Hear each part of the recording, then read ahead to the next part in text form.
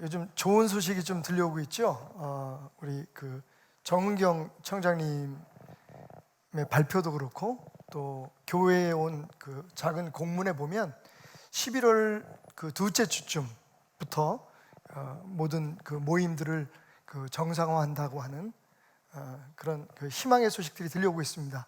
지금은 99명까지 한 명 모자란 100명까지 우리가 모여서 예배를 드릴 수가 있는데, 물론 이제 교회에 따라서 10% 한도 내에서, 그때가 되면 그 백신을 접종하신 분들에 한해서 성가대도 다 서실 수가 있고, 그리고 성도님들도 제한 없이 다 모일 수 있다고 하니, 뭐 법이 그래서가 아니라 이제 우리가 좀 끝이 보이는구나, 통로가 보이는구나, 출구가 보이는구나 하는 그런 마음이 있습니다. 이제 고민이에요. 사실 온라인 예배를 드린다는 그런 핑계로 제가 막 옷을 이렇게 자유롭게 입고 있는데, 그 후에도 계속 이렇게 입어도 성도들이 별 말이 없을는지, 저는 이게 참 좋은데, 청바지 입고 설교하니까 되게 편해요. 죄송합니다. 양복 입겠습니다. 내가 분위기 이럴 줄 알았어. 자, 지금 우리가 아까 우리가 들은 노래는 어젯밤에 아빠가 사오신 크레파스를 가지고 그 부족한 하얀 종이에 그 이런저런 그림을 그려본다라고 하는 노래였었는데, 우리는 지금 예수님이 주신 말씀으로 천국을 그려보는 시간들을 갖고 있습니다. 오늘이 6번째고요. 마태복음 13장에는 7가지의 천국에 대한 비유가 있으니까 다음 주에 이제 마지막 시리즈 설교를 끝으로 이 시리즈는 또 끝을 맺게 될 것 같습니다. 그래서 오늘 6번째, 세상 다시 그리기라는 주제의 설교 여러분과 함께 나눠볼까 합니다. 자, 오늘은 우리가 예수님과 함께 어떤 천국을 그려볼까요? 제가 원래 미술에 솜씨는 없지만 한번 그려보겠습니다. 우리가 그리려고 하는 천국은 회색이 좋을 것 같아요. 자, 우리가 그리려고 하는 천국은 어떤 걸까요?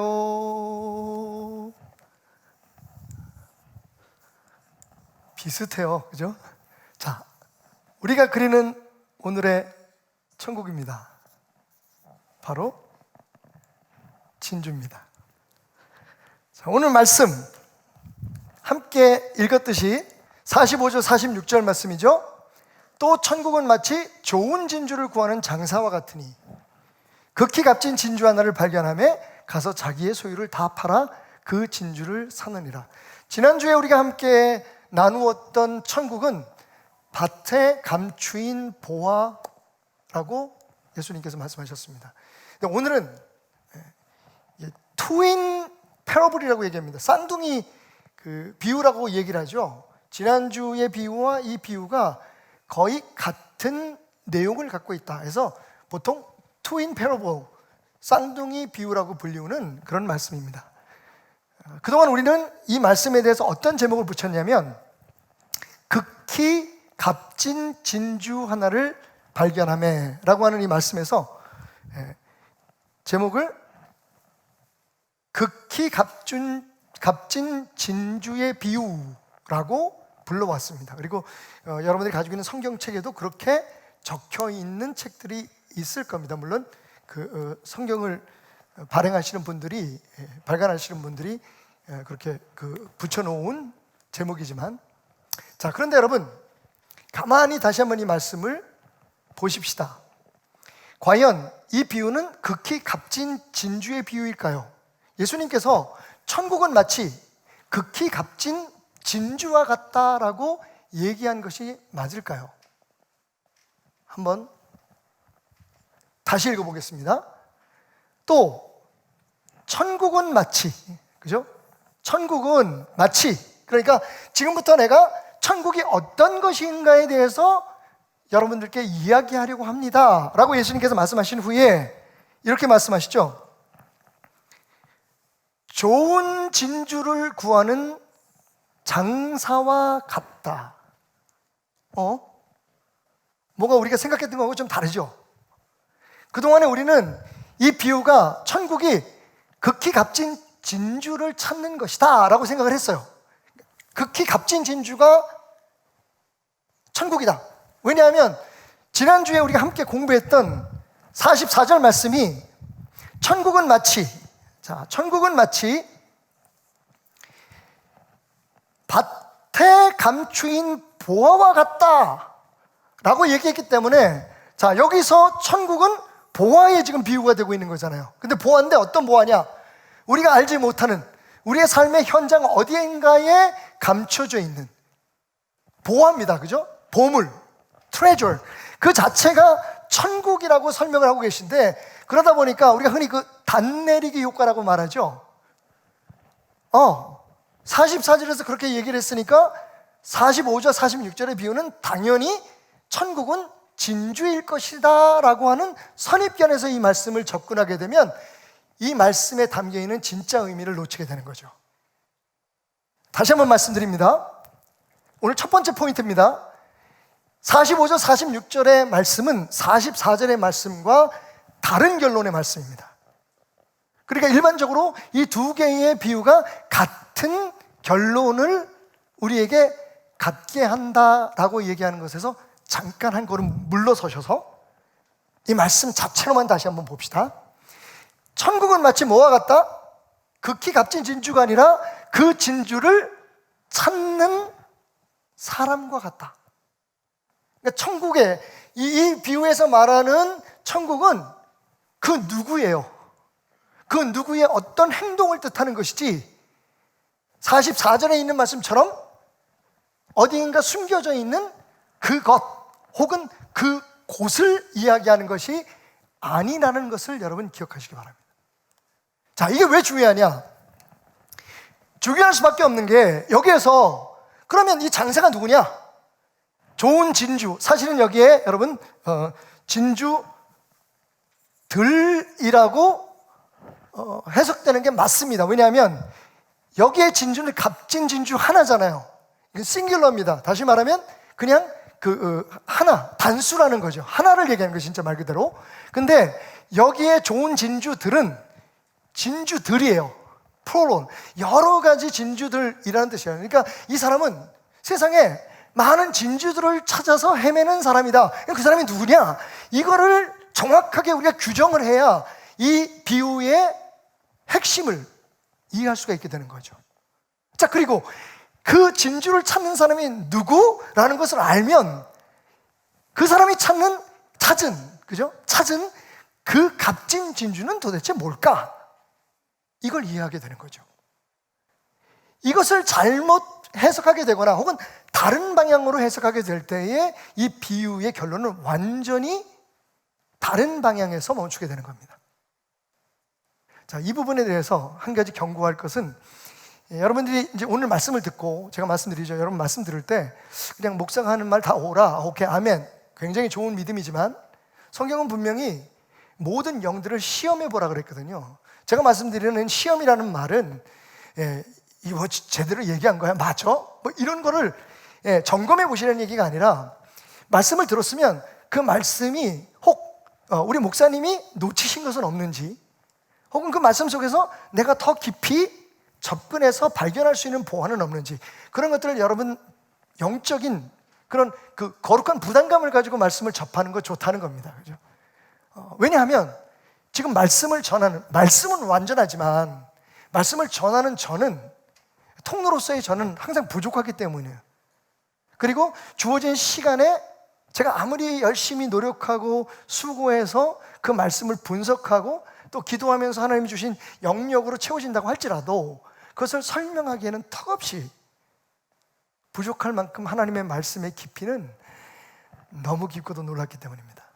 자, 그래서 혹시 여러분들이 오늘 말씀을 듣고 여러분 홈페이지나 유튜브에 가서 딱 이 말씀을 마태복음 13장 45절 46절을 딱 찍어서 뭐 진주의 비유 이렇게 찍으면 바로 신천지의 공격이 들어옵니다.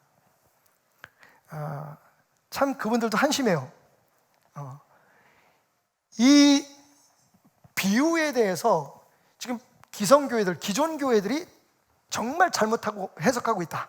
신천지에서 해석하는 것이 유일한 진리다라는 것을 주장하는 글들이 쫙 도배를 하고 있습니다. 되게 많은 말씀들 가운데 굳이 이 말씀을 가지고 이렇게 공격하는지 이유를 모르겠어요. 그래서 제가 아주 그냥 마음속에 전의가 불타오르더라고요. 정말 진리가 뭐냐? 적어도 제가 기도하면서 말씀을 묵상하면서 깨달은 진리를 여러분과 함께 바로 나누는 것이 얼마나 소중한가 하는 걸 다시 한번 느끼면서 여러분, 그런 말에 귀 기울이지 마시라는 말씀을 드리는 거예요. 제가 오늘 설교를 하고 내려가서 우리 예배 그 실황 중계가 나오잖아요. 그럼 보면 이렇게 뭐 좋아요, 뭐 그다음에 싫어요 이런 거 있잖아요. 근데 싫어요가 찍혀 있더라고. 그 신천지야. 여러분, 자, 지금부터 제가 드리는 말씀을 귀 기울여 들으십시오. 천국에 대해서 정말 예수님께서 굉장히 담담하고 짧게 말씀하시지만 그게 우리에게 얼마나 큰 은혜로 다가오는지. 자, 빨리 말씀을 들어갑시다 그러면 좋은 진주를 구하는 장사는 누구냐? 두 가지의 그런 해석이 있습니다. 자, 그 부분에 있어서 이제 뭐 진리냐 비진리냐, 이게 옳게 해석된 거냐 안 되는 거냐, 이제 우리가 서로 논쟁을 하게 되는데, 첫 번째 접근은 이 좋은 진주를 구하는 장사가 우리다. 왜냐하면 말씀드렸듯이 44절에 보면 밭에 감추인 보화를 찾은 사람이 그 농부가 우리이기 때문에, 보화가 값진 그 천국이기 때문에 당연히 또 천국은 마치라고 이어지는 이 쌍둥이 비유의 극히 값진 진주는 천국이고, 혹은 예수 그리스도 그분이시고, 그리고 그것을 찾는 사람들은 농부와 같이 우리다라고 해석하는 하나의 해석이 있습니다. 그런가 하면 여러분, 완전히 바꾸어서 여기 극히 값진 진주는 우리고, 광의로 해석하면 교회고, 그리고 사실은 극히 값진 진주 하나니까 나, 바로 여러분 한 사람 한 사람이고, 그리고 좋은 그 진주를 찾는 장사는 바로 하나님이시다. 이렇게 해석하는 두 번째 해석이 있습니다. 자, 그러면 이 두 개의 접근 가운데 어떤 것이 더 성경적일까요? 어떤 것이 더 복음적일까요? 자, 그 부분에 대해서 우리에게 좋은 깨달음을 주는 말씀이 있습니다. 로마서 3장 10절에서부터 12절 말씀 제가 읽겠습니다. 기록된 바 의인은 없나니 하나도 없으며 깨닫는 자도 없고 하나님을 찾는 자도 없고. 뭐라고요? 깨닫는 사람도 없고 하나님을 스스로 찾을 수 있는 사람 있다 없다? 없다는 겁니다. 사도 바울의 말씀입니다. 그리고 12절 말씀, 다 치우쳐 함께 무익하게 되고 선을 행하는 자가 없나니. 여기서 선은 세상에서 말하는 착한 일을 뜻하는 게 아닙니다. 그죠? 하나님이 원하시는 대로 이루어지는 선, 그 자는 하나도 없나니 하나도 없도다. 강조해서 말합니다. 자, 그러니까 이 말씀에 의하면 우리가 하나님을 찾아서 소유하고 천국에 우리 스스로 들어가는 건 가능하다, 가능하지 않다? 가능하지 않은 거죠.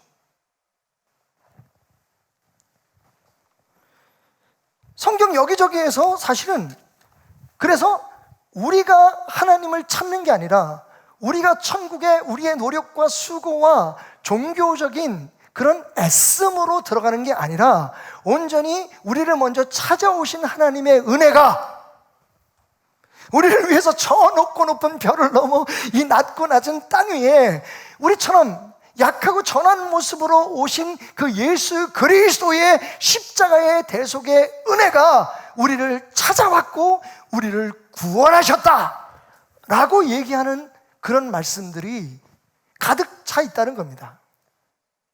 몇 가지 예를 들까요?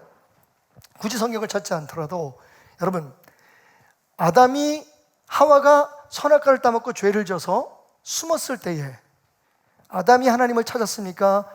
아니면 하나님이 아담을 찾아왔습니까?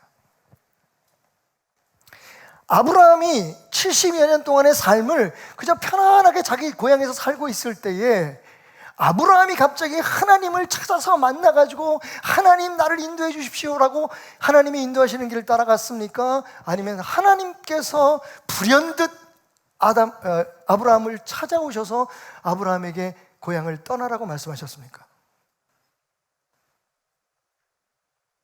40년 동안 자기가 우주고 자기가 세상이고 자기가 애굽이고 자기가 왕인 줄 알고 살았던 모세라고 하는 한 교만하고 완벽한 한 인간을 하나님께서 자기에게 실망케 하시고 자기 주변 사람들에게 실망케 하고 세상 자체에 실망을 느끼게 해서 여러분 모든 것을 버리고 왕궁을 떠나서 어디로 갔어요?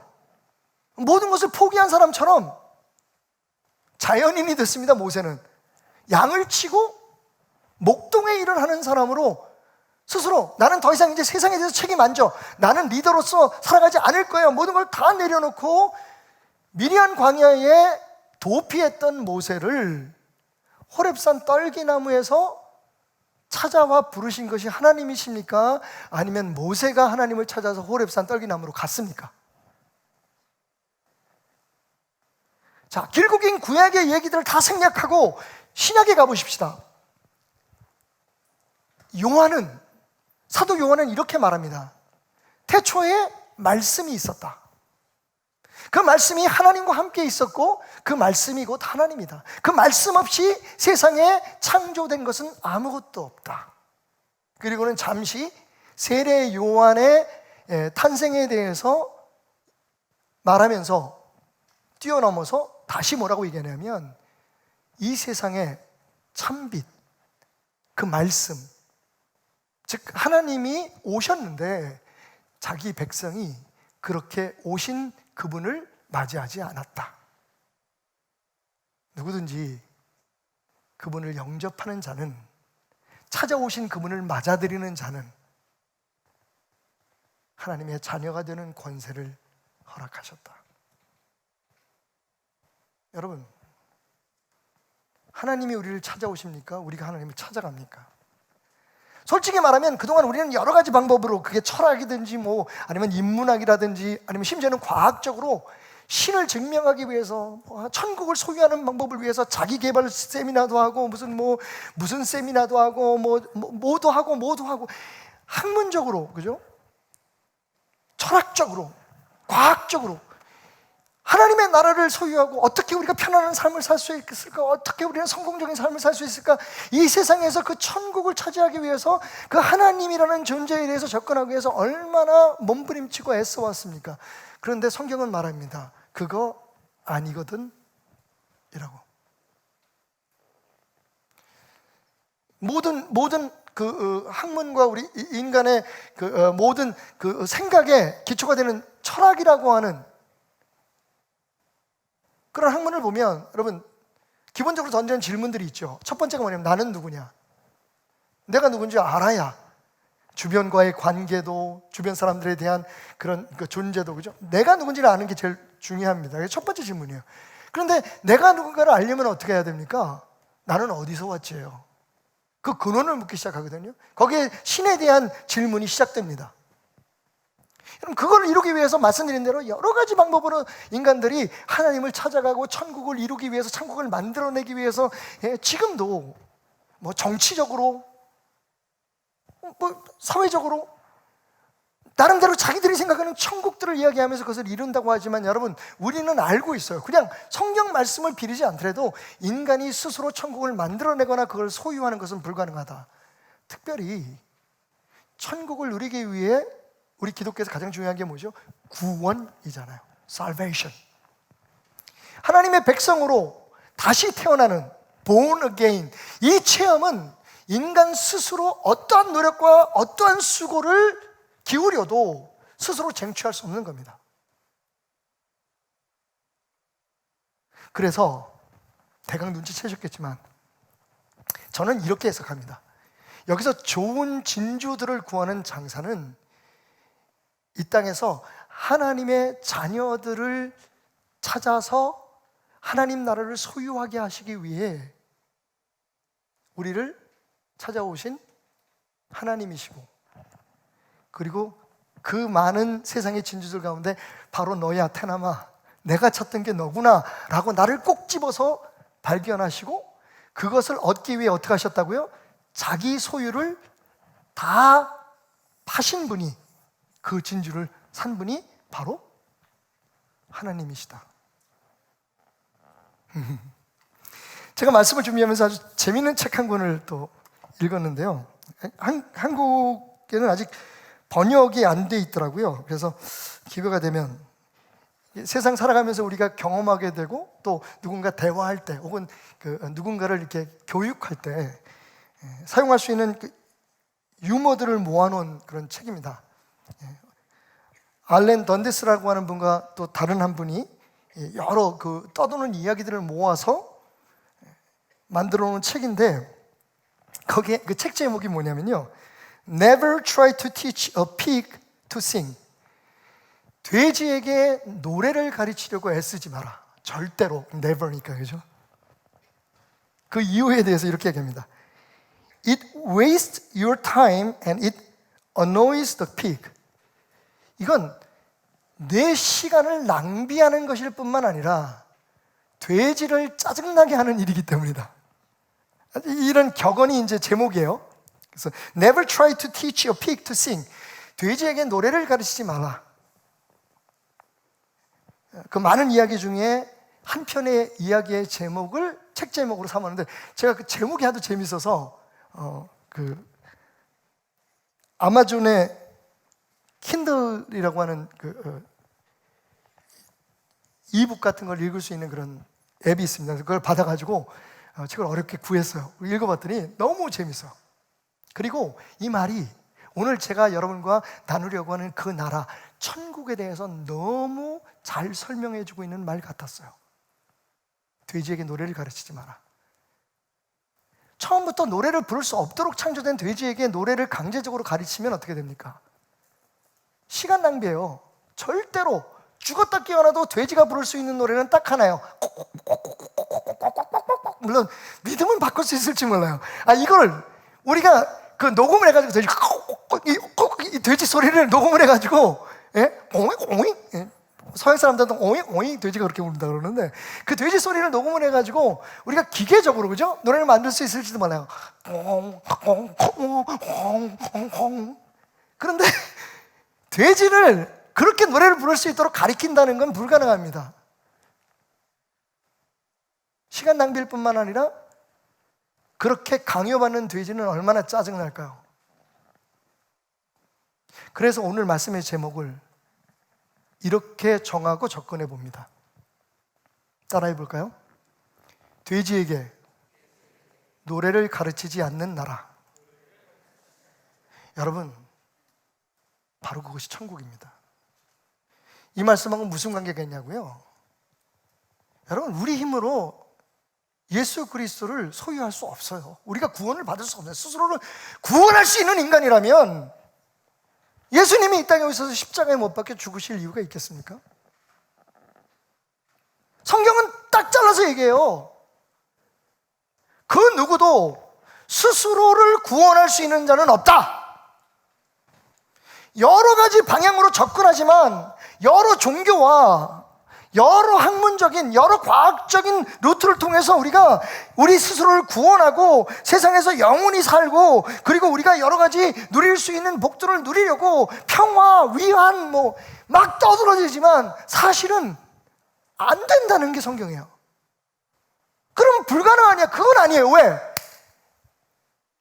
하나님께서 우리를 구원하시기로 작정하시고 오셔서 그 나라로 우리를 옮겨주시기 때문이에요. 우리를 발견하신, 여러분, 진흙 속에 그 진주처럼, 여러분 진주가 어떻게 만들어지는지 아시죠? 조개가 자기 스스로의 생존을 위해서 자기 몸에 들어오는 그 불순물 혹은 미생물, 이런 것들을 감싸는 거예요. 자기 몸에서 생성해내는 부유물로 그게 무슨 돌덩어리든 아니면 미생물이든 그걸 계속해서 감싸고 오랜 시간 그 아픔의 결과로 만들어지는 이 땅의 광물이 아닌 유일한 보석이죠. 진주예요. 처음 진주를 발견했을 때 혹시 여러분 진주 농장 같은 데 가보셨나요? 뭐 동남아시아라든지 일본에 여행을 하시는 분들은 가끔 그런 그 행사를 돈을 얼마 내고 사람들이 키우는 핵진주라고 얘기를 하죠. 인공진주 만드는 그런 데 가서 그 조개를 사가지고 거기서 이렇게 막 누구께 더 큰가 막 이렇게 찾아내는, 그걸 해보신 분은 알지만 조개를 처음 발견하면 굉장히 지저분한 것에 쌓여 있어요. 조개가 세상이라면, 그 바다의 진흙이, 그 뻘이 세상이라면 그 속에서 와, 바로 이거야 라고 가장 극히 귀한 진주 하나를 발견한 것처럼 우리를 바라보시고 다가오시는 분, 그리고 우리를 사시기 위해서 자기의 모든 것을 파시는 분. 여러분 생각할 때 목사님 너무 감성적인 해석 아닙니까? 라고 얘기하실 수 있죠. 목사님의 일반적인 해석 아닙니까? 라고 얘기하실 수 있지만, 그래서 제가 잠깐 이 말씀을 가지고 증명을 해보려고 합니다. 여러분, 이 두 개의 말씀에 공통적으로 사용된 단어가 있죠. 팔아라는 말입니다. 그것도 그냥 판 게 아니고 다 팔았어. 여기도 다 팔았어. 그죠? 44절에서는 밭속에 숨겨진 천국을 발견한 사람이, 여러분, 천국을 산 게 아니에요. 다시 말씀드립니다. 보화 자체를 산 게 아니에요. 그럼 어떻게 습니까? 그 보화가 숨겨져 있는 땅을 샀죠. 그 천국은, 그래서 지난주에 제가 말씀드리기를, 천국은 우리의 삶 안에 있다. 여러분 안에 있다. 예수님 말씀하신 것처럼 여러분의 발밑에 있다. 여러분 가슴에 숨겨져 있다. 그 천국을 누리기 위해서 그 세상을 사는 게 믿음이라면, 오늘 말씀은요, 사실은 그렇게 해서 우리가 찾은 그 천국에서 그 천국을 소유하는 게 아니라 주님께서, 하나님께서 우리를 그 천국으로 데려가셔서 우리를 소유하신다 라는 말씀을 드리는 거예요. 좀 어렵죠? 자, 내가 말하면서도 어렵네. 뭔 얘기를 하는지 잘 모르겠어. 자, 그래서 이 팔다라는 단어가 사실은 이게 영어나 한글에서는 구분이 안 가요. 다 같은 팔다 같아요. 그러니까 사람들이 오해할 수가 있습니다. 그래, 맞아. 천국을 발견하면 다 팔아야지. 그러니까 여기서 그 좋은 진주를 찾는 사람은 우리야 라고 생각하게 됩니다. 그런데 여러분, 이 팔다라는 단어가 엄연히 헬라어 원문에서는 달라요. 그러니까 처음 이 성경을 번역한 사람들이 한글이든 영어든 아마도 동일한 그 선입견을 가지고 이 말씀, 두 개의 말씀은 같은 말씀이다라고 생각하고 번역을 했기 때문에 이런 문제가 생기지 않았을까라고 추측해 볼 수 있는데, 일단 이 44절의 이 팔다라는 말은, 빨간 글 쓰는 게 나을까요? 폴레오입니다. 제가 발음으로 그냥 쓸게요. 헬라어로 안 쓸게요. 폴레오라는 말은 무슨 뜻이냐면 정상적인 상거래예요. 그러니까 내가 낸 만큼의 그 가치만큼을 돌려받는 거예요. 물론 우리가 이제 정상적이라고 얘기할 때 세상에서는 정상적인 게 비정상적인 게 있을 수 있죠, 그죠? 요즘 우리 주변에 일어나는 일들을 보면 조그만 돈을 투자하고서 엄청난 것을 얻는 사람들이 있는가 하면 엄청나게 많이 투자하고서 망하는 사람들이 있잖아요. 근데 원래 정상적인 거래는 뭡니까? 100원을 내면 100원어치를 가져가는 거예요. 100원 가치의 물건을 갖는 게 정상적인 거잖아요. 그러니까 사실은 이 밭에 감추인 보화의 비유에 팔다는 정상적인 거래입니다. 그러니까 천국을 얻기 위해서 그 사람이 밭을 사려고 자기의 모든 것을 팔았다. 그리고 여러분 생각해 보세요. 주인이, 물론 거기에 보물이 숨겨 있다는 걸 알았으면 그렇게 안 팔았겠지만, 주인이 이 농부에게 땅을 팔 때, 밭을 팔 때 그 시세만큼의 값을 주고 팔지 않았겠어요? 그러니까 이건 정상적인 거래인 거예요. 그러니까 우리의 삶의 현장에서 우리가 일상 속에서 일어나는, 우리가 주님을 믿고 기도하고 예배하고 말씀을 묵상하는 만큼 천국에 점점 접근할 수가 있는 거죠. 천국 자체를 우리가 살 수는 없지만 천국을 누릴 수 있는 것을 소유할 수 있는 거죠. 이게 정상적인 거래입니다. 그런데 여기 이 팔다라는 단어가 재밌어요. 이 팔다라는 단어는 헬라어로 피프라스코입니다. 피프라스코라는 말은 뭐냐면 비정상적인 거래예요. 더 쉽게 설명하면 기부 행위에 가까운 거예요. 그냥 주는 거예요. 받을 것을 기대하는 게 아니라 그냥 주는 것으로 다 하는 거예요. 그래서 팔다라는 얘기는 어느 무슨 뭐 공익재단에 기부를 한다든지 교회에 헌금을 하는 그런 형태의 행위를 뜻하는 단어라는 거죠.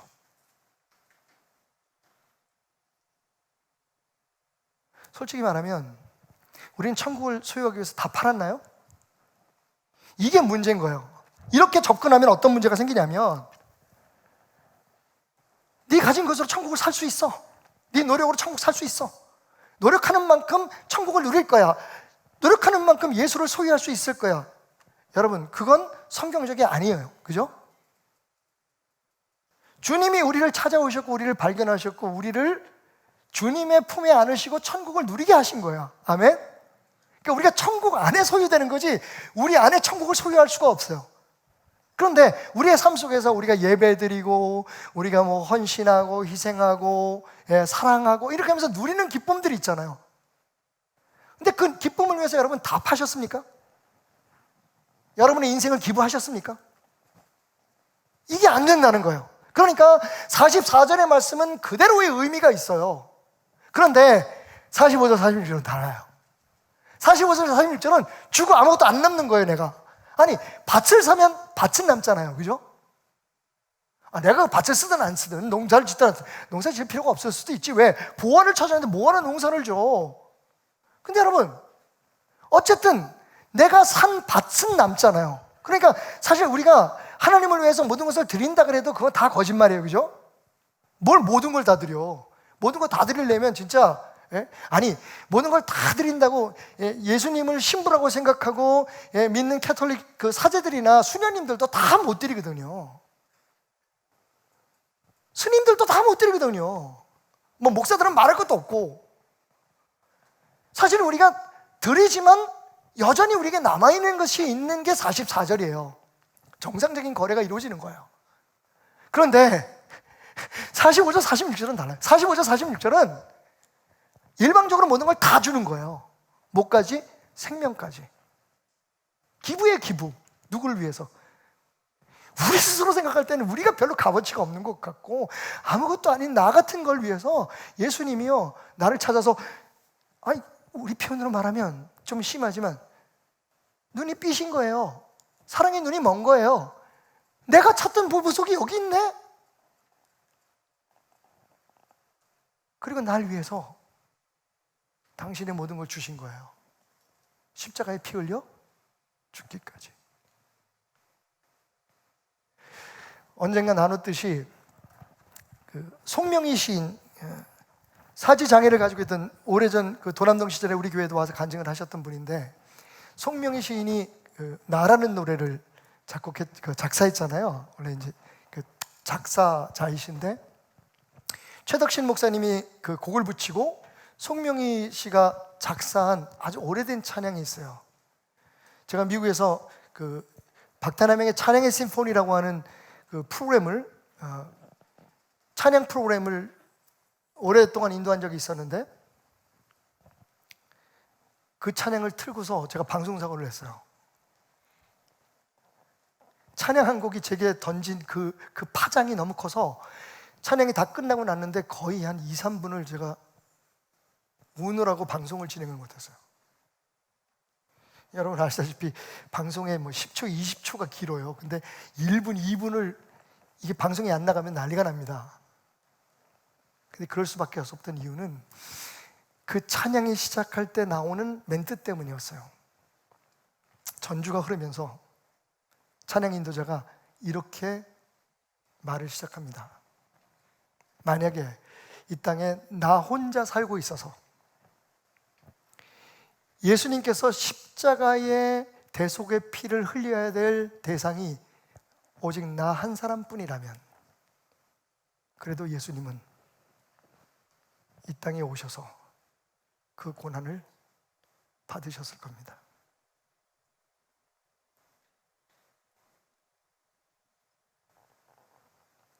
그리고 노래가 시작되죠.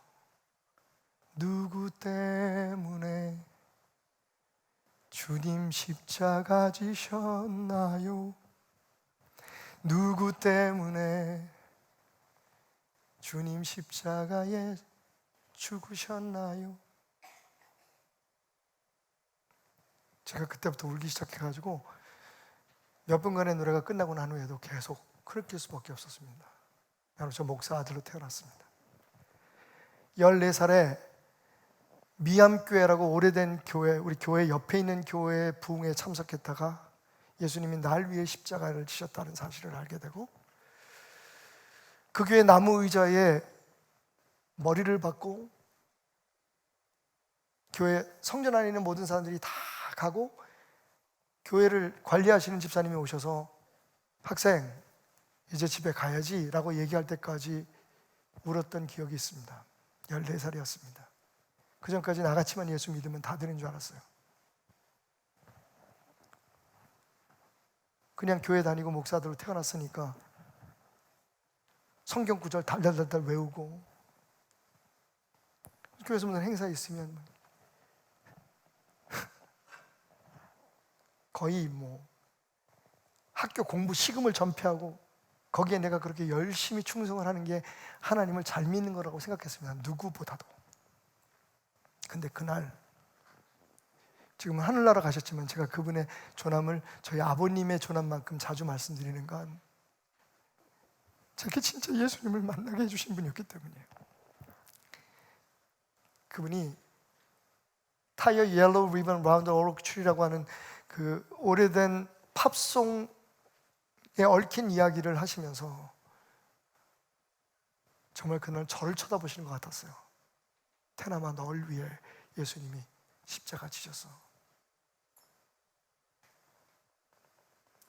근데 여러분, 그리고 나서도 저는 그 내가, 나라는 존재가, 예수님이 죽으신 내가 많은 사람들 중에 하나였어요. 다시 말하면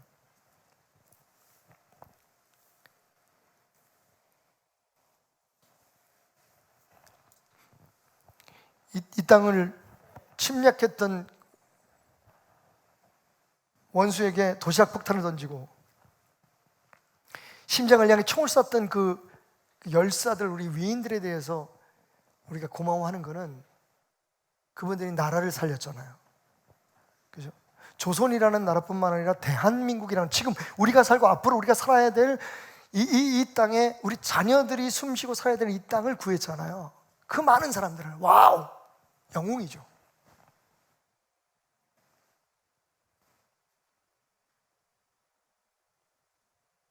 저는 예수님을 그렇게 생각했어요. 내가 그분의 십자가의 사랑으로 구원을 받았는데 그 나만 그런 게 아니니까 그분의 십자가는 그럴 수 있는 거예요. 얼마나 영웅적인 행동입니까?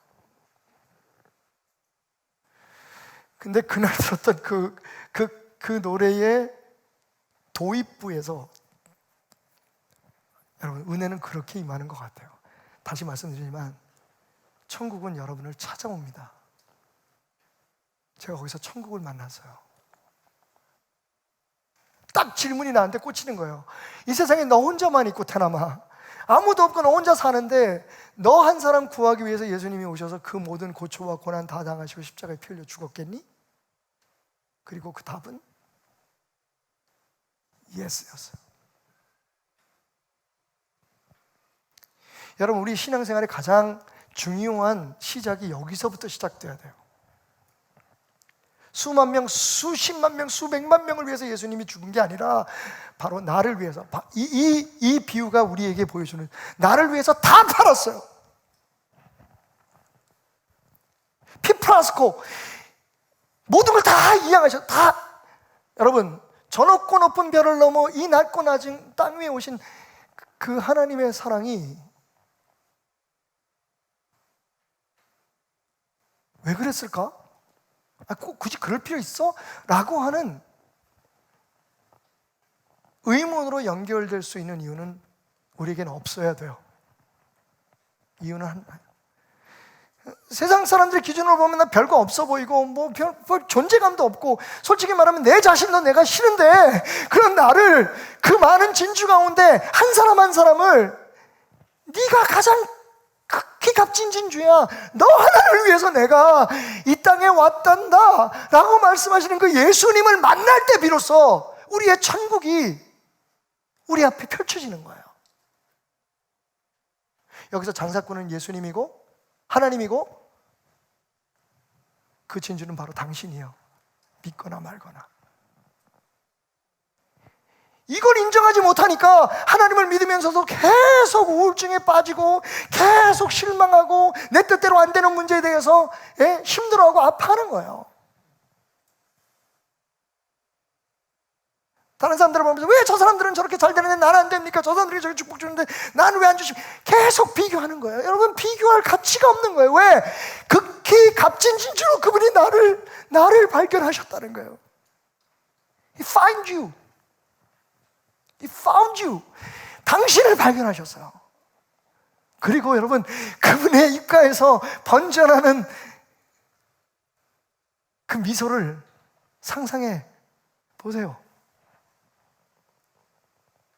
근데 이게 각자 한 사람 한 사람에게 임한 천국이라는 거예요. 우리를 찾아오신 그 예수님이, 그분이 우리에게 갖다 주신 그 구원이, 그리고 영접하는 자에게 하나님의 자녀가 되는 특권을 주신다는 우리가 누려야 될 특권이. 여러분, 이거 한번 그냥 조심스럽게 따라해 보시겠습니까? 천국은 강매되지 않습니다. 아니, 할 수 없는 걸 하나님께서 우리에게 요구하시겠느냐는 얘기예요. 그러니까 너희들 열심히 해서 구원받아, 너희들 열심히 해서 천국을 소유해. 여러분, 그거 우리가 할 수 있는 게 아니라고 말씀드리잖아요. 그건 돼지에게 노래를 가르치는 거예요. 하나님도 아세요, 그건 안 된다는 걸. 그런데 여러분, 많은 교회들과 많은 종교들이 인간의 힘으로 그것을 할 수 있다고 가르쳐요. 그래야만 지네들 배가 부르니까. 노래도 아닌 노래를 부르는 돼지를 만들어 놓고 그걸 세상 사람들한테 이게 하나님의 나라라고 얘기를 해요. 여러분, 하나님의 나라는 강매되지 않습니다. 우리의 노력과 우리의 수고로 그것을 사라고 하나님께서 우리에게 윽박지르는 세상이 아니라는 거예요. 오히려 참고 기다리시고 우리를 찾으시는 그분이 당신을 버려서, 당신을 팔아서 천국의 모든 것을 내려놓고 우리를 찾아오셔서 우리를 소유하시는 게 천국이에요. 그러니까 우리가 해야 될 일은 뭐예요? 그냥 그분 품에 안겨 있는 거예요. 저는 우리 베델의 모든 성도들의 신앙이 거기서부터 다시 시작됐으면 좋겠어요. 막 뭐를 하고 뭘 얻으려고. 아니, 예수 믿는 것도 경쟁이야. 예수 믿는 것도 노동이야.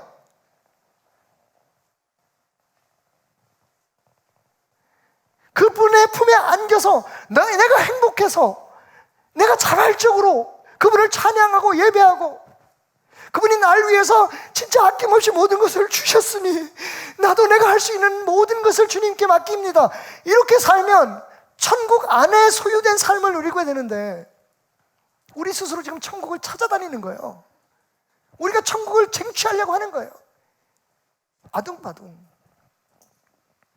결론입니다. 여러분, 여러분이 그 극히 값진 진주입니다. 그분의 눈에는 말이에요, 기죽을 거 없어요. 여러분, 당신을 위해 십자가를 지셨다니까요. 저보다 더 목회 잘하는 목사, 저 오지에서 목숨 내놓고 선교하는 사람들만을 위해서 예수님께서 십자가 지신 게 아니고, 지금 별로 뭐 하는 것도 없는 것 같고 예수 믿는 것도 미적지근한 것 같은 당신을 구원하기 위해서 동일한 사랑의 희생으로 여러분을 찾아오셨다는 거예요. 비교할 거 없어요. 경쟁할 거 없어요. 당신은 당신대로 값진 진주인 거예요, 여러분. 혹시 그래도 마음이 놓이지 않은 분이 계신다면 이 사건을 생각해 보세요. 어느 날 예수님께서 성전에 헌금대 옆에 쭈그리고 앉으셨습니다. 한번 따라합시다. 예수님, 절대로 베델교회 담임 목사는 사양입니다. 여러분, 예수님이 베델교회 담임 목사면 여러분들 어려워요. 내가 여러분 헌금 넣는데 이렇게 지켜보고 앉아있어 봐. 아우. 매일매일 여러분을 쫓아다녀봐. 이 사람이 뭐라고 사는지, 말은 어떻게 하는지, 오늘은 기도는 했는지, 식사할 때 기도는 했는지, 가까이 있는 사람에게 축복을 나눠주기 위해서 기도는 했는지. 어쨌든 예수님이 어느 날, 그날 하루겠죠, 헌금통을 이렇게 바라보고 계셨어요. 그랬더니 바리새인 하나가 와서 아주 종교에 찌든 한 종교인이 와서 모든 사람들이 볼 때까지 이렇게 봉투를 들고 있었겠죠. 그리고 헌금을 넣는 거예요. 다 보라는 듯이. 조금 있으니까 한 여인이 두리번 누가 보는가? 조심스럽게 부끄러운 발걸음으로 와서는 동전을 뚝 떨어뜨리고 갑니다. 그 소리가 떨어지는 것조차 창피한 듯이. 예수님의 평가는 뭐였죠? 저 여인은 자기 가진 모든 것을 드렸다 해요. 여전히 우리도 양, 질, 이거 신경 너무 많이 쓰거든요. 다 달라요, 여러분. 제가 지난주에 설교가 한 아내한테 되게 좀 야단을 맞았습니다. 여보, 성도들이 들으면 얼마나 힘들겠어요. 그런 거 아닌데?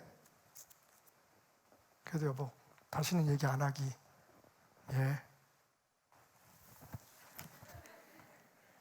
제가 좀, 글쎄, 이게 참 애매해요, 그죠, 여러분?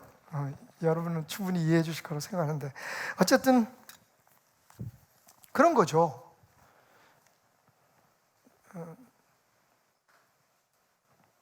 저는 여러분, 천국 갈 때 핸디캡이 있어요. 좀 무슨 얘기 같지만 제 손들어서 이게 강단 위에서 하는 얘기가 참 하나님 들으실 때 버거운 얘기들도 많으실 것 같다는 생각이 들어요. 여러분은 적어도 들으시잖아요. 듣는 여러분이 복이 될 줄 믿습니다. 말하는 사람은 사도 바울 얘기처럼 다 구원하고 자기가 버림받을 수 있어요. 저도 말 안 하고 들으면 죄를 덜 질 것 같아. 여러분 죄송합니다. 제가 여러분 앞에 진실을 떼고자 하지만 사실은 이게 사람이니까 가끔 이렇게 뻥도 튀기고 막 그래요. 이러면 이게 내 설교가 잊어버려. 삥 잊어버려 그거. 어쨌든 솔직히 말씀드리는 거예요. 그래서 제가 항상 성도들한테 뭐라고 얘기하냐면, 만약에 천국에 가서 하나님 앞에 뭐 그런 천국은 아닙니다만 어쨌든 천국에 가서 죄 없는 사람 순으로 줄을 쓴다면 내가 여러분 맨 뒤에 서야 될지도 모릅니다. 왜냐하면 나는 한 말이 많기 때문에 지켜야 될 게 많은 사람인 거야. 우리가 그런 사람이에요. 여러분 목사들 불쌍히 여기셔야 돼요. 누구는 뭐 천국 갔더니 어떤 목사님의 집은 뭐 수정강가 옆에 크게 2층 집이고 뭐 그렇다고 얘기를 하는데, 어쨌든 그런 분도 계시겠지만 저는 그런 집에 못 들어갈 것 같아요.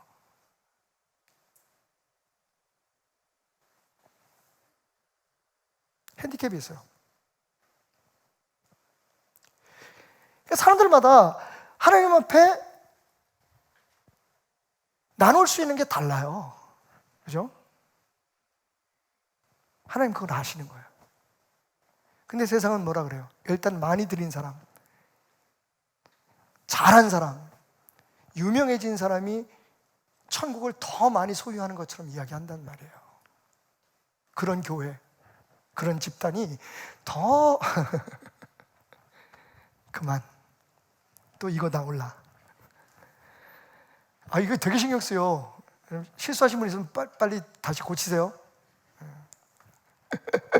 이게 사람이 참 어쩔 수가 없는 것 같아요. 저는 그렇게 담대한 사람이 못 돼서요. 말해놓고도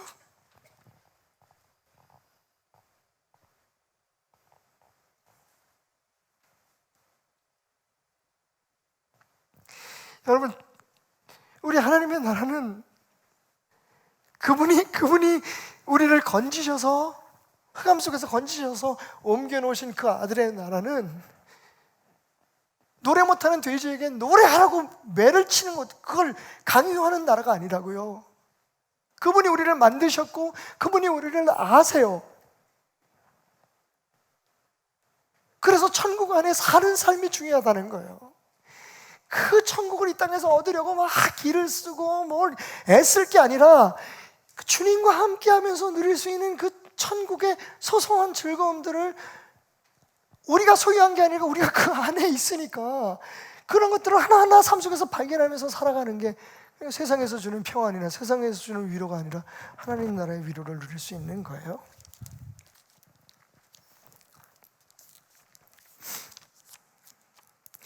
사도 바울은 여기에 대해서 이렇게 말씀하십니다. 여러분, 오늘 말씀의 결론이에요. 골로새서 1장 9절에서부터 14절 말씀에 보면 이로써 우리로 듣던 날부터 잠깐만요.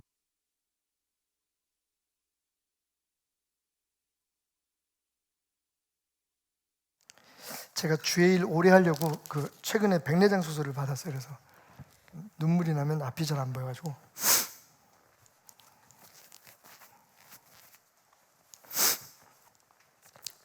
자, 이로써 우리도 듣던 날부터 너희를 위하여 기도하기를 그치지 아니하고. 자, 사도 바울이 골로새 교인들을 위해서 기도하는 내용이에요. 여러분 잘 들어보세요.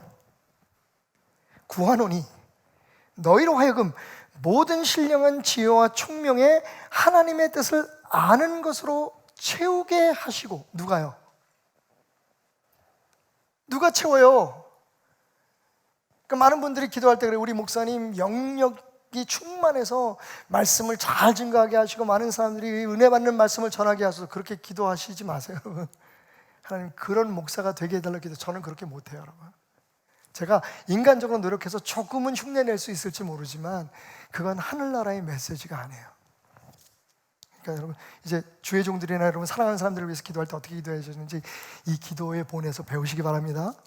하나님 주세요예요. 하나님 그렇게 해주세요. 목사 믿지 마시고 하나님 믿으세요. 주께 합당하게 행하여 범사에 기쁘게 하고 모든 선한 일에 열매를 맺게 하시며 하나님을 아는 것에 자라게 하시고. 모든 게 다 수동이에요. 수동. 하나님이 주시는 분이고 목사나 성도들은 받는 사람들인 거예요. 그의 영광의 힘을 따라 모든 능력으로 능하게 하시며. 옛날에 그게 문제였어요. 어떤 목사님이 능력이 있어가지고 그분한테 안수 받으면 뭐가 어떻게 되고. 여러분 그게 틀린 말은 아닌데 우리가 그 근원에 대해서 질문하지 않았어요. 어떻게 저 목사님에게는 다른 목사님과 다른 능력이 나타나지? 어떻게 해요? 하나님이 그분에게 주신 거예요. 그걸 딱 거두는 순간 그 목사님은 껍데기인 거예요. 여러분 우리가 그걸 봤잖아요. 지금 오늘 이 시대에 보고 있잖아요. 오히려 그런데 그것을 고집하고 내가 능력이 있다고 주장하는 사람들을 통해서 이 땅에는 악취가 퍼지는 거예요. 사도 바울의 기도를 잘 들으셔야 돼요. 그의 영광의 힘을 따라 모든 능력으로 능하게 하시며. 그 사람이 능하게 할 수 있도록 해달라는 게 아니라 능할 수 있게 만들어 달라는 거예요. 기쁨으로 모든 견딤과 오래 참음에 이기게 하시고 우리로 하여금 빛 가운데서 성도의 기업의 부분을 얻기에 합당하게 하신 아버지께 감사하게 하시기를 원하노라. 그게 다 하나님이 주시는 거래요. 다르잖아요. 지금 우리의 가르침과 일반적인 노력해라, 기도해라, 뭐 해라. 여러분 그게 중요하지 않은 거지만 중요하지 않은 건 아니지만 그렇게 하는 힘조차도, 믿게 하는 힘, 능력을 나타내는 힘, 고난과 역경 속에서도 기쁨을 잃지 않게 하는 것, 이 모든 것이 다 우리가 지금 속해 있는 하나님 나라에서 하나님께서 공급해 주시는 것들이라는 거예요. 그러니까 우리의 사명이 뭐예요? 우리의 신앙의 목표가 뭐예요? 그분께 소유되는 거예요. 그분 품 안에 있는 거예요. 이거는 그냥 주일날 한 번 나오고 몇 분 헌금 내는 걸로 끝나는 게 아니에요, 여러분. 매일매일 주님과 어떻게 가까이 할 수 있는지 주님 품에 있는지 나를 확인하는 작업이 아니면 불가능한 거예요. 근데 이 신앙을 떠나서 자꾸만 기독교가 종교화되고 있는 것이 통탄스러워요. 저는 어디 가서 뭐 능력받아, 어디 가서 기도받아가지고, 어디 가서 뭐 해가지고, 내가 몇 시간을 기도해서 내가 뭐를 해가지고, 이런 식의 천국이 지금 팔려지고 있다는 거예요. 강매되고 있다는 거예요. 천국은 돼지에게 노래를 가르치지 않는 나라입니다. 그리고 여러분들에게 종교를 강요하지 않는 나라입니다. 그냥 사랑으로 다가오신 그 주님을 여러분에게 주시는 나라예요. 그 안에 머물라고. 결론 13, 14절, 그가 우리를 흑암의 권세에서 건져내서, 할렐루야, 그 진흙에서 우리 진주를 발견하시고 건져내신 거예요. 그 싸구려 장사치의 손에서, 보석 상인의 손에서, 세상에서 우리를 발견하셔가지고 얼마나 주면 팔 거야? 당신 거 다 가져와. 다 주신 거예요. 그의 사랑의 아들의 나라로 옮기셨으니, 할렐루야. 우리가 찾아 들어간 게 아니라 우리를 옮기셨대요. 우리를 옮기셨대. 그 아들 안에서 우리가 속량 곧 죄 사함을 얻었느니라. 천국을 강매하는 사람들에게 속지 마십시오. 천국이 얼마짜리라고, 여러분들이 얼마만큼 노력해야 이것을 얻을 수 있다고 얘기하는 사람들에게 속지 마십시오. 예수는 돈으로 살 수 없고, 천국은 우리의 힘으로 소유할 수 없고, 스스로의 힘으로 구원을 얻을 사람이 있다면 그 사람은 신입니다. 여기서부터 시작하는 거예요. 내가 천국 안에 머무는 것에서부터. 여러분, 아서 W. 핑크라고 하는 신학자는 이런 말을 했습니다. 아담이 하나님을 찾은 것이 아니라 하나님께서 아담을 찾아오셨습니다. 그리고 그때부터 지금까지 그 순서는 변하지 않습니다. 지금도 하나님이 여러분을 찾고 계세요. 나의 안에 거하라. 나는 내 하나님이다. 네가 찾는 그 하나님은 멀리 있지 않고 내 안에 너와 함께, 네가 원하는 그 천국은 이미 너에게 주어졌단 나라고 말이죠. 피아니스트가 되기를 꿈꾸는 한 소녀가 있었습니다. 고등학교를 졸업하고 어렸을 때부터 교회에서 피아노 반주를 하면서 아마 저처럼 해 신앙을 갖고 있었던 것 같아요. 그냥 자기처럼만 그렇게 열심히 봉사하면, 그 조그만 개척교회에서 피아노 치는 사람 예배마다 피아노 쳐야 되잖아요. 그러니까 그냥 반주하면 자기는 천국 가는 거로 생각한 거죠. 그게 하나님을 잘 믿는 방법이라고 생각하고 열심히 노력하다가 결국 나름대로 하나님의 축복이라고 생각해서 음대에 진학을 합니다. 그리고 세계에서 가장 칭송받는 피아니스트가 되고 싶었던 거죠. 그래서 하루에 8시간에서 9시간씩 매일매일 피가 나게 노력을 합니다. 그리고 유명해지기 위한 첫 단계로 우리나라에서 가장 유명한 음악 콩쿨 중에 하나죠. 동아 음악 콩쿨이라는 콩쿨에 참여하기 위해서 밤을 새워가면서 더 열심히 피아노를 치던 가운데 손이 갑자기 굳어져 버렸어요. 손가락이 안 움직이는 겁니다. 병원에 가서 검진을 받아봤더니, 저는 그런 병이 있다는 걸 처음 들었어요. 근육 과다 사용증, 과다 사용 증후군이라는 병이 있대요. 쉽게 그래서 설명해주면 안 될까라고 인터넷을 찾아봤더니 그런 얘기예요. 근육이 터진 거예요. 우리가 찢어졌다 그러죠, 근육이. 너무 피아노를 열심히 치다가 보니까, 근데 모든 사람이 그렇게 피아노 열심히 친다고 손가락이 나가지 않거든요. 피아노가 부서지면 부서졌지. 뭐가 문제냐면 그렇게 막 악착같이 악바리로 그냥 했던 거예요. 그러니까 손가락 근육이 끊어져 버린 거예요. 찢어져 버린 거예요. 그래서 이게 어떤 부분이 움직이지 않으니까 피아노를 칠 수가 없잖아요. 근데 이게 아주 오래, 하여튼 그분의 간증의 표현으로 말하면 모든 걸 다 해봤지만 혈루증 걸린 여인처럼 날이 갈수록 고통은 심해졌던 거죠. 그 와중에 IMF가 오고, 원래는 제약사에서 일하시던 아버지가 건축업을 해서 꽤 짭짤하게 돈을 벌었는데 IMF가 오면서 집의 모든 가구와 모든 소유물에 차압딱지가 붙은 거예요. 그리고 처음 본인에게 믿음을 심어줬던 어머니가, 그렇게 신앙주던 어머니가 우울증에 걸려서 약을 먹고 자살을 기도합니다. 그리고 병원에서 간신히 목숨을, 쥐약을 먹어요. 간신히 목숨을 건진 그 어머니를 방문했던 어느 날 아버지가 돌아가서 모든 거 다 재산 팔아버리고 지하 단칸방에서 살던 그 집에서 그동안 남몰래 모아뒀던 수면제를 먹고 또 자살을 기도합니다. 그러니까 같은 병원에 아버지 어머니가 다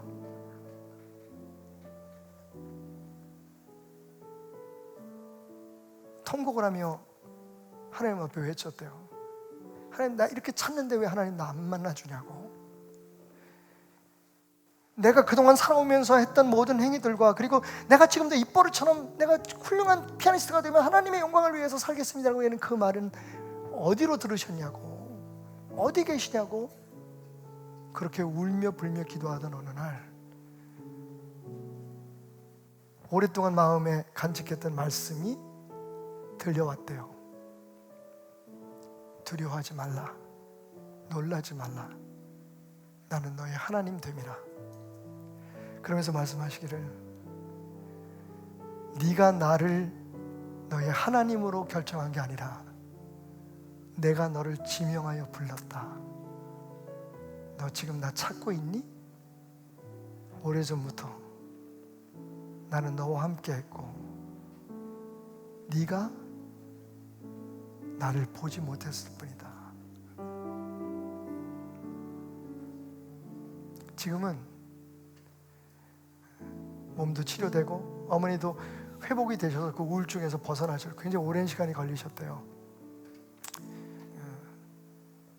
몇 년 전에 하늘나라로 가셨고, 아버지는 그때 진짜 아버지가 더 위독하셨는데 하나님 살려주셔서 지금 그 전도사님의 동생과 함께 신앙생활을 잘 알고 살고 계신다라고 하는 간증을 제가 들었어요.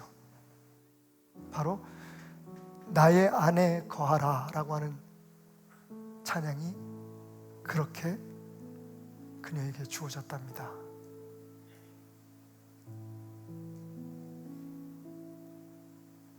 여러분,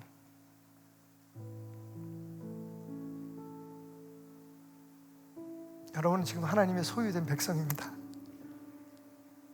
남들이 뭐라 그러든 여러분 스스로가 지금 너무 힘들고 어려워가지고 좌절하고 실망하고 나는 뭐지, 나 같은 사람 세상에 있는 게 뭐지, 그냥 살다가 적당히 살다 가야지 라고 말하는 당신을 향해, 오, 이거 참 괜찮네, 내가 찾던 그 보물이네 라고 말씀하시면서, 내가 너와 항상 함께 있었음을 기억하라. 고개를 돌려봐. 내 마음을 돌아봐. 네 흐르는 눈물 속에도 내 모습이 비추지 않니? 나의 안에 거하라. 나는 너의 하나님이다. 여러분 축하드립니다. 여러분 그분에게 발견되셔서 소유되신 분들입니다. 천국을 누리는 것은 당연한 일입니다. 만약 그럼에도 불구하고 그 천국을 누리지 못한다면 당신이 찾고 있는 그 천국은 주님이 원하시는 하늘나라가 아니기 때문일 겁니다. 나의 안에 거하라. 나는 내 하나님이니 모든 환난 가운데 너를 지키는 자라. 두려워하지 말라. 내가 널 도와주리니 놀라지 말라. 내 손 잡아주리라. 한번 고백합시다. 나의 안에 거하라. 내 하나님. 주님이 찾고 계십니다, 여러분. 오늘도 이곳에서 당신을 만나 주셨습니다. 그 십자가에서 한없는 사랑을 쏟으셔서 당신을 만나 주셨습니다. 놀라지 말라, 내 손 잡아주리라. 내가 너를 신령하여 불렀다. 아멘. 주님 말씀하십니다. 내 모든 것을 주고 십자가의 그 사랑으로 너를 내가 산노라.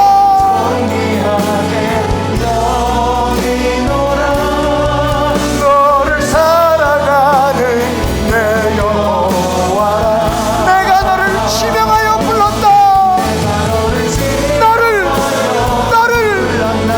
너를 그 흑암에서 발견하여 지명하여 내가 너를 부르고 내 자녀로, 내 아들과 딸로 내 품에 안아 살리노라.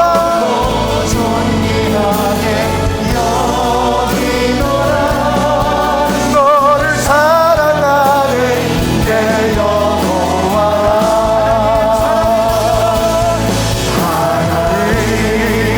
우리 모두 자리에서 나서 함께 찬양합시다.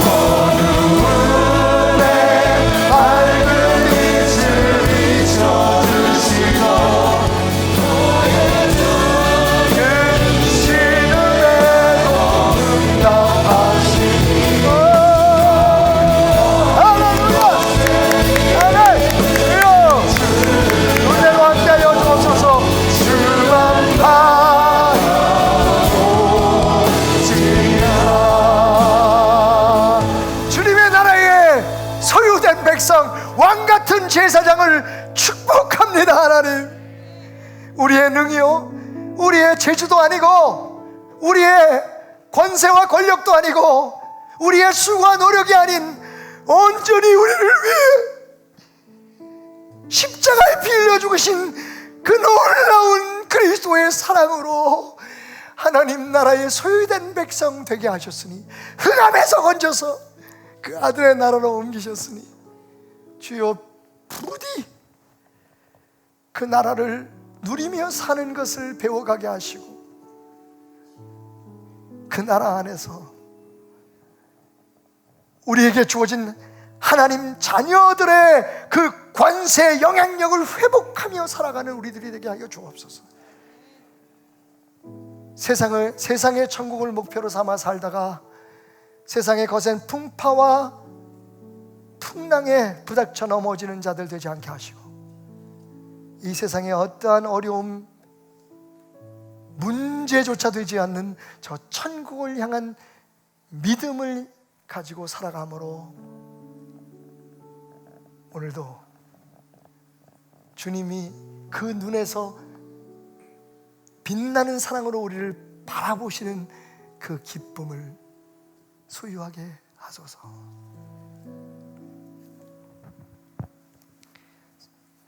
목회하는 시간이 지나면 지날수록, 설교하는 시간들이 많아지면 많아질수록 하나님 앞에 두려움이 많고 성도들 앞에 참으로 미안함이 많습니다. 우리 성도들 하나님 책임져 주세요. 저는 그냥 인도하는 자로 내 삶을 마치게 하시고 하나님 천국, 하나님이 주신 그 천국을 우리 성도들을 만끽하게 해주시고, 이 세상에 어떠한 적들도, 어떤 원수도, 마귀 사탄도, 어떤 이단과 어떠한 잘못된 종교적 영도 우리 성도들 건드리지 못하도록 매일 일어나면 은혜요, 잠들 때 축복이 임하는 삶을 살게 하여 주옵소서. 오늘도 주님 앞에 예물 드리는 손길들을 기억하시되 하나님이 감동하신 대로, 하나님께서 깨닫게 하신 대로 있는 것을 다 드리는 마음으로 드린 성도들이 있습니다. 그 사랑 기억하소서, 그 마음 기억하소서. 하나님, 이 종은 감당할 수가 없사오나 하나님이 계시기에 그냥 믿고 맡깁니다. 축복하시고 천국으로 덮어주옵소서. 모든 일들이 주님이 계획하시고 뜻하신 대로 이루어가는 걸 보며 하나님 앞에 찬양하게 하여 주옵소서. 지금 겪고 있는 성도들 모든 어려움들도 나스렛 예수의 이름으로 이미 하나님 나라에서 극복된 것임을 믿고 담대하게 하여 주옵소서. 오 주님, 그 예수님의 크신 은혜, 하나님의 끝없는 사랑, 성령님의 인도하심이 우리 베델의 성도들과 이 땅 위에 주님 세우신 모든 교회들 위해, 누가 뭐래도 주님의 눈에는 극히 값진 진주 같은 저들 위해 영원히 함께 하시기를 축원하옵나이다. 아멘.